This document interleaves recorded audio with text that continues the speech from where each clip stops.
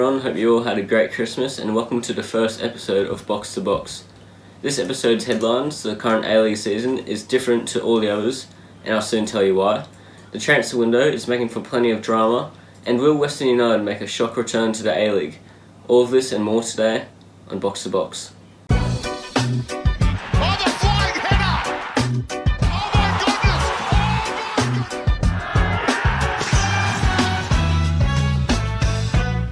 There's no doubt that this A-League season has been different than a lot of the others. I mean, Brisbane Roar, for example, they are sitting in third place right now. They have the best defence in the league, only 5 goals conceded, and much of that is thanks to their head coach, Michael Valkanis, and also Lucas Harrington. He's obviously moved into Colorado Rapids at the January transfer window, so we'll have to see what happens after that. But you got to say they've definitely exceeded everybody's expectations. Everyone can agree on that. Wanderers, for example, have not done that though. They've done quite the opposite. They've lost all of their players pretty much. They lost Sapswood, Milanovic, and Priestman to Scotland, and they lost Antonsen back to Sweden, and they did lose Eunice as well to Denmark. But so that plays a big role in why they've been so bad. I mean, they've got so much money right now that they should be just buying players left, right, and centre. But we'll get into that later because I've got a whole segment dedicated to that. But why I bring those two teams up is because they both drew 0-0 in an affair where I thought Wanderers were the better team. So it just goes to show how close the A-League has been this season, and that's the main point I wanted to bring up. The A-League is just so close this season. Just seems like in other seasons, in the top 4 and 5, there's a clear gap between them and the rest. But it's a different story this season. There's just one bad run of form from any team can send them plummeting down the ladder, and then some good wins from another team can send them all the way up. So it's very interesting to watch, at least. I think that's good. But two teams not following that script is Sydney FC and Auckland. They are both the top 2 right now. And what I'll say for them is that Sydney FC has had a good transfer window, in my opinion. They've got Kispe, Campuzano, and Ocon Angsler, and he's also in the Australian squad. So that's why I think they've been such a serious competitor this season. It's just because of great business in the transfer window, and they just reinforced their already they already had a structured squad there. They just reinforced that with some really good reinforcements. Like, when I say reinforcements, I mean very good players. But then there's Auckland, and what I've got to say for them is that their consistency is why they're at the top of the ladder this season. And the main thing I would say is their consistency away from home, which, quite frankly, is what you need to have to find success as a New Zealand team. But Auckland, I don't think none of the games have been absolutely stunning. You don't think they're just going to blow everyone out of the water, but they just dig in and get those wins, which has been their best player so far this season. Though Wellington, on the other hand, is a perfect comparison of the contrary. They have not been good at home. They've played 3 home games, I think, and they've lost 2 of them, and they've drawn once. So that goes to show that. And then Auckland have had much harder fixtures, and I think they've had 4 from memory, and they've won the majority of them, I think. So that just goes to show how much that comes into play, and that is what I would say has been the difference for them. That's why Auckland's first. That's why Wellington, although they've been good at times this season, is around the bottom. Though, going back on the Auckland and Sydney FC, I don't think Auckland has had the same kind of haven't really stunned opponents to the extent of Sydney FC that Sydney FC has. Sydney FC, they can be a bit on and off at times, but they can just flick a switch and they'll just stun the opposition. Auckland don't quite have that, but they're just much more just consistent. They chip away at teams, and so that what brings me to my next thing is Sydney FC and Auckland, their game was postponed. It was meant to be yesterday, but it was postponed to another date. I think that it would not surprise me whatsoever if Sydney happened to beat Auckland in that game, but then in the long run, Auckland happened to edge out over Sydney FC and won the premiership. That's my view on that, but yeah, it just goes to show how much like consistency just really can be a really big player for your team. Alright, speaking on predictions, we've got our ladder predictions. I'll pull up a picture for the watchers, but for the listeners, I will read them out also. Now, before everyone starts criticising me for these, I will want a chance to justify them. But I'll start now. I'll go bottom to top. 12th, I had Wellington Phoenix. 11th, I had Central Coast Mariners. 10th, I had Brisbane Roar. 9th, Perth Glory. 8th, Adelaide United. 7th, Macarthur. 6th, Newcastle Jets. 5th, Melbourne Victory. 4th, Melbourne City. 3rd, Sydney FC. 2nd, Auckland. And here's the big one, 1st, Western Sydney Wanderers. Now that is, I don't think that's all too bad except for the first one. So I would like a chance to justify my choices, and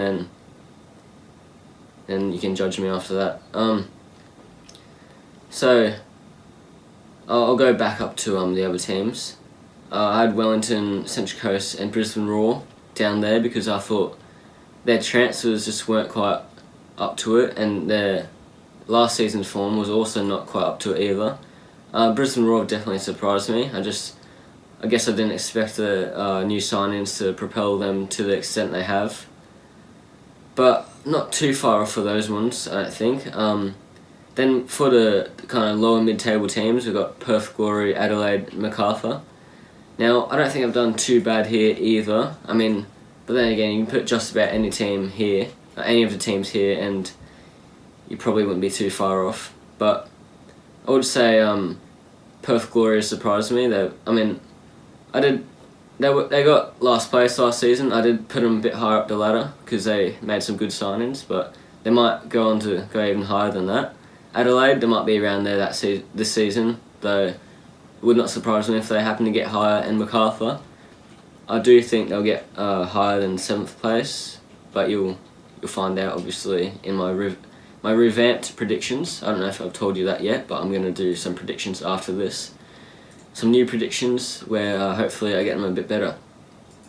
Next we got for the kind of teams that just kind of slip into the finals, maybe the teams in late season form to kind of snatch. It'll be Newcastle Jets, Melbourne Victory and Melbourne City. Again, not too bad there. Melbourne Victory have gone worse than I thought they would, but I do think their form will improve, though we've got plenty of time to talk about that, about new predictions. And finally, for the top 3, and I'll do these ones one by one actually. We've got Sydney FC. Now, not too bad there. I mean, I think they're definitely going to get in the top 3 this season, so good on me. Second, got Auckland. And I thought they were going to be a good team, and they've gone on to do just that, so good on them. And here's the big one. First place, I put Western Sydney Wanderers. Now, let me explain myself. Western Sydney Wanderers, they sold a lot of players, as I said earlier. They sold, obviously, a lot of players to Scotland. And they got a lot of money anyways. I calculated it all together, and some of them were like estimated prices and all that, but taking all of that into account, altogether roughly $2.5 million for all of them. So I don't know how much of that has gone into the transfer budget, because Wanderers have not signed anyone for any money so far. They've all been free transfers and very underwhelming, to be frank.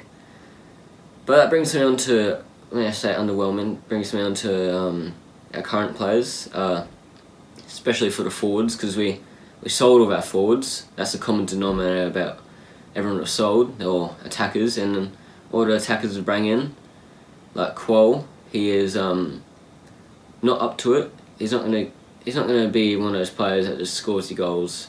I mean, he's good at pressing. That's about all that can be said for him. Barbarouses is he actually might do something, but he's got a walking stick. He's old, and what are we going to do when he's gone? There's not much years left in him. All legs, as we've seen, as he's been injured for the next couple of games, I believe, with like a niggle or something. And Barella, he's been out of form since 2023, and just can't score goals. I mean, I know he scored a penalty last game, but like, it's a penalty. He can't score any goals from open play. He hasn't scored since last season, actually, but yeah, let's get on to our new predictions. So, first place, I got Auckland. Second, Sydney FC. Third, Melbourne City. Fourth, Brisbane Roar. I do think Brisbane Roar will maybe drop off in form a little bit more. Fifth, Macarthur. Sixth, Newcastle Jets. Seventh, Melbourne Victory. Eighth, Adelaide United. Ninth, Perth Glory. 10th, Western Sydney Wanderers. 11th, Wellington Phoenix. And 12th, Central Coast Mariners. Yeah, so Auckland, obviously, as I said earlier, a good team. I reckon they'll go all the way just through consistency. Sydney FC, close second. Melbourne City, they've dropped off in form a little bit currently as of late, but they'll just keep going, and I reckon they'll have a good transfer window. Bring in a couple more players that will just help them along to a third place finish. Brisbane Roar, I reckon, as I said earlier, will go a little bit worse. They will lose Harrington, and I reckon their current form they won't be able to keep for a whole season. I mean, I could be proven wrong, but that's just what I think. Fifth, Macarthur. I think they're just one of those teams that just, you don't really notice them, but they just keep climbing the ladder the whole season. They just keep getting points, keep getting results. And they're definitely contenders. Sixth, I've got Newcastle Jets. They're a bit too inconsistent for a higher finish, but they are a good team. They concede way too many goals though, 22 goals conceded so far. So they'll have to bring in a new back, I believe, in the transfer window. We'll get onto that. Melbourne Victory for 7th place. They haven't looked much more than average so far, if you just glance at the results, but I do think they will improve, and they've been a better team in many of their games. 8th place, Adelaide United, will just be around there, might drop off a little bit. 9th, Perth Glory. I reckon their current form will drop off a little bit as well. 10th, Wanderers, they'll just stay as mediocre as they have been. Might improve a little bit, but the amount of points they've got have just not been enough to launch them up that table. 11th place, Wellington Phoenix. They have been looking better, but they just won't be enough. They'll just be 11th place. And 12th, Central Coast Mariners. Yeah, if this is right, all I can say for the Mariners is that what a fall from grace. I mean, at least they've been relevant after 2014, unlike the Wanderers, but it isn't looking good for them. Like, they won the double 2 years ago, and obviously their squad was pilfered, and then their captain Vukovic retired, so it's just been on a downhill trajectory ever since then, and they haven't been looking like they're gonna recover unless they have a really good transfer window, which is what we're going to talk about now. The January transfer window is coming up in January, and we're going to see if any Australian Championship players will be able to make their move and get a pro contract. First of all, we're going to look at the done deals already made. We'll start with Auckland. They've made 13 signings, so Steve Corica has been getting to work. Kian Donkers from Birkenhead United. He is 21 years of age, and he's scored 7 goals in 14 games in all competitions for them. So he'll be looking to kind of be a fringe player, maybe one day get into the squad. Emiliano Tade, he's 37. He got 8 goals in 22 games for Auckland United in all competitions. At 37 years of age, I'm sure he'll just be a backup player, but you know, at least he's made it pro now. Zach Zoricic, I'm sure everyone's seen a little bit of him in the Australian Championship for Sydney Olympic. He's 23. He'll be going to Auckland in the transfer window. Isa Prinz, if I pronounce that correctly, from Wellington Olympic. He is 20 years old and he got 19 goals in 30 games. So he'll be looking to bring a little bit of goals to Auckland. And here we've got Tas Murtakudis. Now, he had stints at Wanderers and Perth where I thought he was good. He's currently at Marconi, and I'm excited to see another show of him in the A-League, and hopefully he goes on to be a reliable centre-back at Auckland.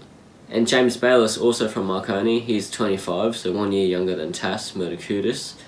And he went well in the Australian Championship, in my opinion, so I'll be looking forward to seeing a bit of him. Now we've got Brisbane Roar next. Lucas Harrington, as we touched on earlier, went to Colorado Rapids for $795,000, so he'll join the list of Australians currently playing in the MLS. It will be a big blow for Brisbane though, losing a player like Lucas Harrington at the back. He's been the backbone of their team, in my opinion, so we'll have to see how they adapt to that, see if they bring in any replacements in the transfer window. But we haven't seen any news yet, so we'll have to keep up to date.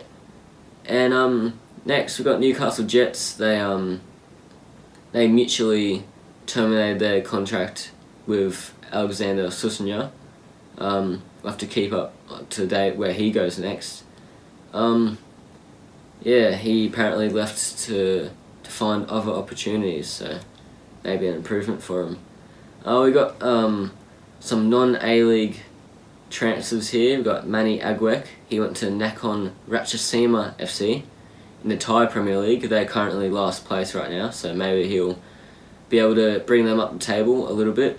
For South Melbourne, he got 25 goals in 36 games. He obviously put on quite the show in the Australian Championship, so it'll be exciting to see him get some pro football. Maybe one day he'll come to the A-League and show off in there.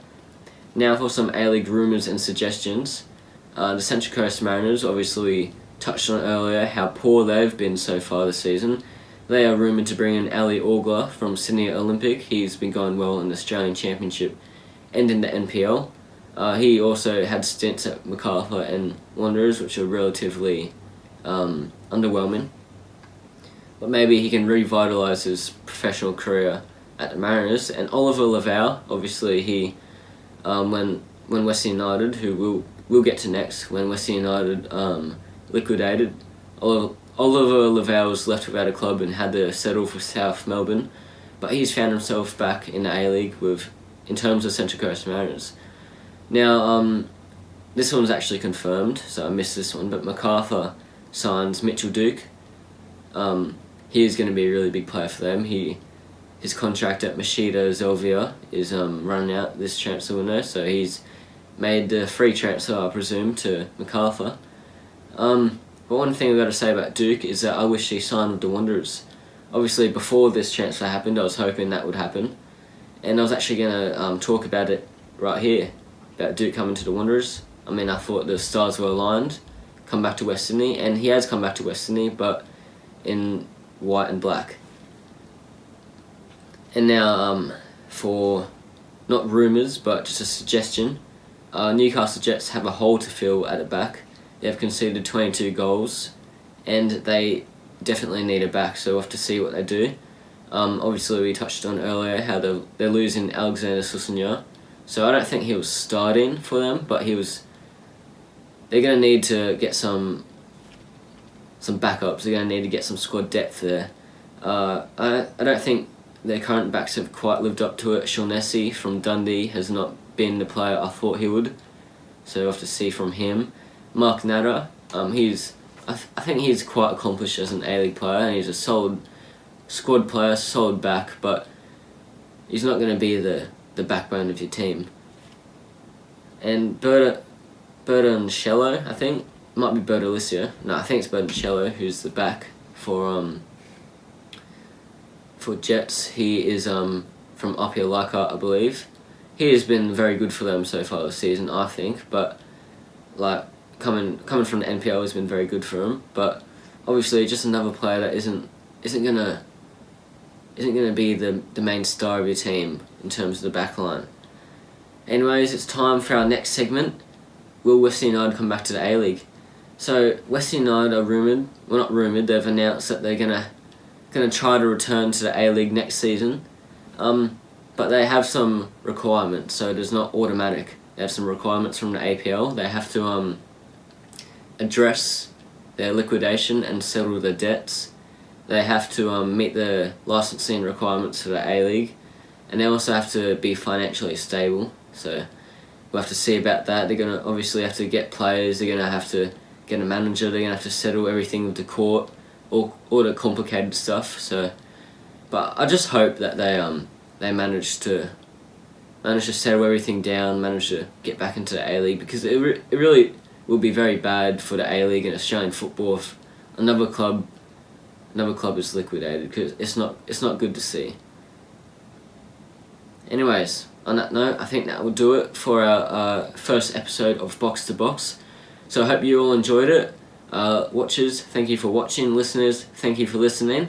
I hope you all have a very good festive season. And yeah, that will do it. So see ya. And make sure to tune in for the next episodes.